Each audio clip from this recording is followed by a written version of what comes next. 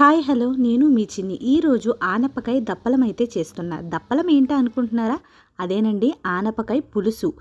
ఇప్పుడు వీటికి ఆనపకాయని ఇలా చిన్న చిన్నగా క్యూబ్స్ లాగా కట్ చేసి పక్కన పెట్టుకోవాలి. అలాగే ఇందులో ఉల్లిపాయ పచ్చిమిరపకాయ కట్ చేసి 2 టమాటాలు పేస్ట్ చేసి ముందుగానే ఒక నిమ్మకాయ సైజ్ అంతా చింతపండుని నీళ్ళల్లో వేసి పక్కన పెట్టండి.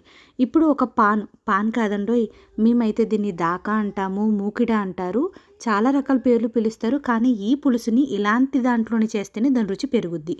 నూనె వేసుకొని వేడెక్కిన తర్వాత పోపు దినుసులన్నీ వేసేసి ఒక 2-3 ఎండుమిరపకాయలు, 2 రెమ్మల కరివేపాకు వేసి బాగా వేగిన తర్వాత ఒక్క హాఫ్ ఉల్లిపాయ మాత్రమే వేసుకోవాలి.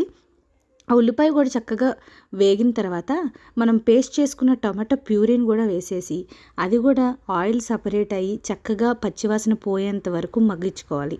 సో చూస్తున్నారు కదా ఎలా ఆయిల్ సపరేట్ అయిపోయిందో. ఇప్పుడు మనం కట్ చేసి పెట్టుకున్న ఆనపకాయ ముక్కలన్నీ అందులో వేసేసుకోవాలి. ఈ ముక్కలన్నీ వేసేసుకొని ఒకసారి ఆ టమాటో పేస్టు తాలింపు అంతా పట్టించే విధంగా కలుపుకోండి. సో ఇలా మొత్తం ఒకసారి కలిపేసుకొని మూత పెట్టి కొంచెం మగ్గించుకోవాలి.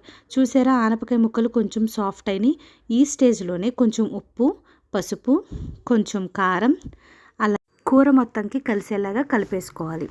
సో ఇప్పుడు మనం చింతపండు పులుసు తీసుకొని నానబెట్టింది దాంట్లో పులుసు మొత్తం పోసేసుకొని ఇలా మరుగుతున్నప్పుడు ఒక స్పూన్ ధనియాల పొడి, అలాగే ఒక చిన్న బెల్లం ముక్క వేసి కాసింత కొంచెం కొత్తిమీర కూడా వేసుకొని పులుసు అంతా చిక్కబడి ఆయిల్ సపరేట్ అవ్వాలి.